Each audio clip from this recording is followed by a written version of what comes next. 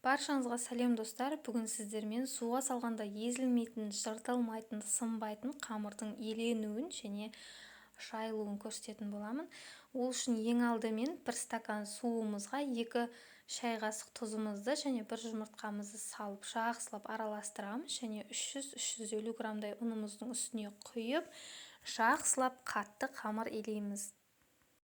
Міндетті түрде қамырымызды қатты қылып илейміз. Сол кезде біздің қамырымыз суға салған кезде езілмейді, жайылған кезде жақсы жайылады, жыртылмай, сынбай түсетін болады.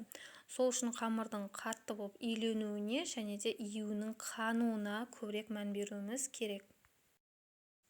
Қамырымызды жақсылап илеп болғаннан кейін бетін салафанмен жауып 15-20 минутқа тындырып қоямыз. Осы тынған уақыт аралығында қамырымызды 2-3 қайтара илейтін боламыз. Сол кезде біздің қамырымыз беті жылтырап, тегіс әдемі болып шығады.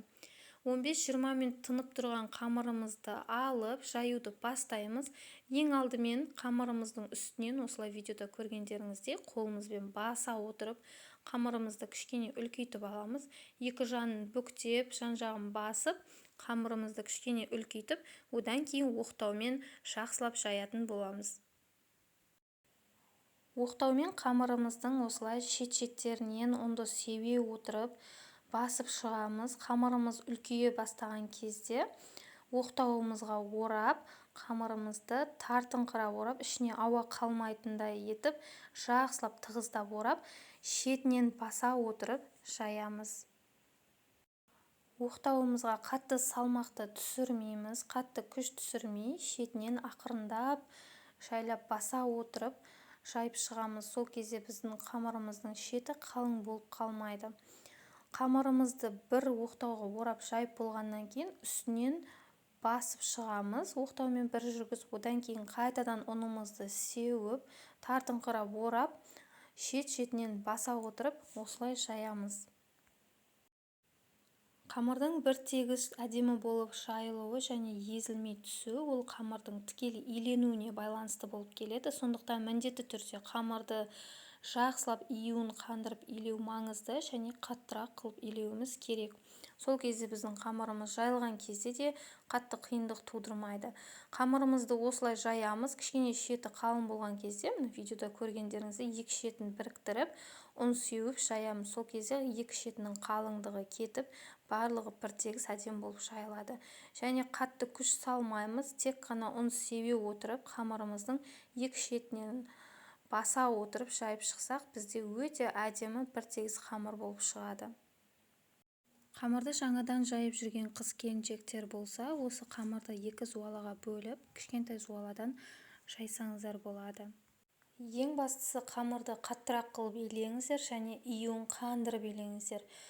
Қамырды илеп болғаннан кейін 2-3 рет қайтара 5-10 минут сайын июін қандырып арасында илеп тұрсаңыздар, қамырларыңыз июі қанып өте керемет болып шығады. Июі қанған қамырмен жұмыс істеу өте жеңіл және жайылған кезде де тез жайылатын болады. Және қамырды жайған кезде ұнды сеуе отырып, тек қана қатты күш салмай, шетінен ақырындап баса отырып жайсаңыздар, қамырларыңыз өте керемет, бір тегіс әдемі болып жайылып шығады.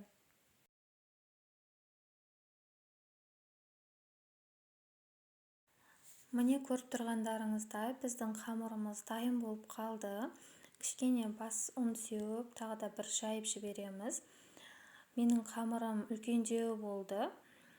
Енді осы қамырымызды кесетін боламыз. Міне көріп тұрғандарыңыздай қамырымыз бір тегіс, жұп-жұқа, астынан біздің дастарханымыздың суреті көрініп тұр. Бұл қамырды мантыге, пельменге және де ет ауқатқа және нан салма дейтін тамақ бар, сол тамақтарға қолдансаңыздар болады. Қамыры мүлдем езілмейді, жыртылмайды, өте жақсы пісіп шығады. Және де бұл қамырмен кеспе кесуге де болады. Қамырымызды кесіп, сорпамызға салып қайнатып аламыз. Езілмей жақсы түсетін болады. Және осы қамырды кішкене кептіріп, холодильникте сақтап қойсаңыздар да болады. Міне көріп тұрғандарыңыздай қамырымыз осында керемет болып шықты. Міндетті түрде менің каналыма тіркеліп қоюды ұмытпаңыздар.